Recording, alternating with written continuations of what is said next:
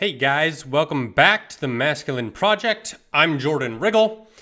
Today, I want to talk about the genotypic competency of controlling how much you eat, and therefore controlling how much you weigh, especially when it comes to losing weight, losing fat, dropping pounds, as they say. This can be a rather sensitive topic since among Americans generally, Christians especially, can tend to be overweight. So I'm kind of looking forward to getting on some people's nerves with this one. Let's go. Even when you feel low, you can still go. Even when you feel slow, you can still go. Even when there's no hope, you can still go. I never answer to no, man, I still go. Go, go, go, go, go, go, go, go, go, go, go, go, yeah, go. Hustle hard, hustle every single day. I'll be making. First, on this topic, what you have to realize is that the only scientifically proven, works 100% of the time method for cutting body fat is to eat less calories than you burn in a day. That's it. There's no shortcut. There's no real hack. There's no excuses. For example, vegans eat only vegetables, and a lot of them claim that they've lost weight because of it. On the opposite end of the spectrum, carnivore dieters eat only meat, and a lot of them claim that they have lost weight because of it.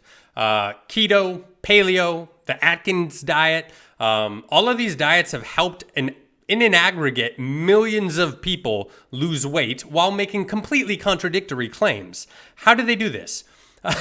Well, each one of them unconsciously pushes you to eat less calories than you burn, usually through the satiary properties of whole foods. So, how do we eat less calories than we burn in a day?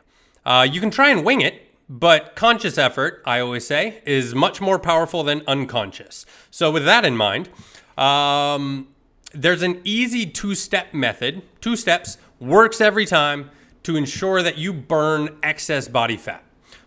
Step number 1, first, we have to know how many calories we actually burn before we can eat less than that number. Seems pretty elementary. And before we can know how many calories we burn while we're walking around, moving, cooking dinner, working, we have to know how many calories our bodies burn all by themselves for like vital functions. Think like a maintenance mode, like if you were laying in a hospital bed in a coma. Your body's maintenance mode is called your BMR, your base metabolic rate. Like I said, this is how many calories your body would burn, keeping your vital functions going if you were in a coma and not moving around at all. There is a link to a BMR calculator that's free in the description down below. Or you can go to Google, type in BMR calculator, just enter the info the calculator asks for, stuff like age, weight, gender, that sort of thing, and it'll just spit out an average BMR for you. So go ahead, real fast, pause this video, write that number down, the number the BMR calculator just gave you. You're going to need it later.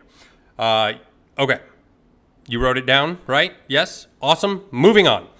Now we have to find out how many calories you're expending through movement. This number is called your TDEE, or your total daily energy expenditure. This takes your base metabolic rate and multiplies it by your weekly movement habits. So if you're very sedentary, like working in an office job, you're not working out, you're going to multiply your BMR by 1.15 to get your TDE.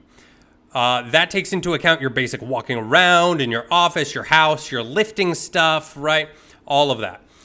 If you're lightly active, that's like think working out 1 to 3 times per week, multiply your BMR by 1.25. If you are moderately active, that's think like working out 3 to 5 times a week, multiply your BMR by 1.35. If you're very active, that's working out 6-7 days per week, multiply your BMR by 1.45. And if you are extremely active, that's like if you are an athlete doing 2-a-day workouts, or you are in a very physically demanding job and working out on top of that, multiply your BMR by 1.55. This makes sure that you're replenishing all the calories you're burning daily in that heavy job and all those workouts. Awesome. So that gives you how many calories you're burning on a daily basis. Go ahead, pause this video, write down that number too, TDEE equals, and then write your number. Right. So now we have our baseline, the amount of calories to eat for nothing to happen. We're not going to gain muscle. We're not going to lose fat if we just eat our TDEE number of calories. So to lose weight, we need to eat less than your TDEE. So take your TDEE and multiply it by 0.2 or 20%. Then subtract the resulting number from your TDEE. That's how many calories you need to eat on a daily basis to lose 2 pounds per week. Most doctors don't recommend losing more than 2 pounds per week because it's bad for your heart. It can be bad for your health in general. If you do want to lose more than 2 pounds per week, definitely run it by your doctor first. Standard disclaimer, I'm not a medical professional. Make sure to run all this stuff past your doctor. Obviously, if you want to lose only 1 pound a week, multiply your TDEE by 0.1%, 10%. Play around with this number to see what's sustainable for you, since you don't want to try and lose 2 pounds a week only to wind up binge eating all the time and you lose all your progress. Now, 2 quick tips, or quick tips in general, I guess. When you're first starting out, track everything. Everything that goes into your mouth that's not water gets tracked. You can use a free app like MyFitnessPal to track everything. This just makes sure all this tracking, it just makes sure your quote unquote little snacks don't eat into your calorie deficit. If you think about it, a 200 calorie deficit is just a little over a single Chips Ahoy chocolate cookie. Think about that. A single cookie can negate an entire day's worth of eating correctly. So track everything that goes into your mouth. Soon enough, it'll become second nature. You'll memorize your standard meals so that you can track in your head. But starting out, track it, no matter what it is. Next tip. If you're tracking everything you eat and you hop on the scale for a couple weeks, you're in a calorie deficit, so you think, and the needle still isn't moving on a weekly basis, don't despair. You probably just overestimated how much you're actually moving. Drop the amount of calories you're eating on a daily basis by about 200 calories a day and keep doing that every week until you see the scale move the amount you're aiming for. Okay? Pretty easy. Don't panic. Steadily drop things. Also, a couple other tips. Whole foods fill you up faster for longer and usually for less calories, right? So a PB&J sandwich, 300 calories is the same amount of calories as a 6-ounce steak. Guess which one keeps you full longer, right? Use whole foods to your advantage. Another tip, get in the habit of eating the same foods every day. Find a set of meals that you just like. They hit your calorie target and just stick with those meals. That makes everything so much easier.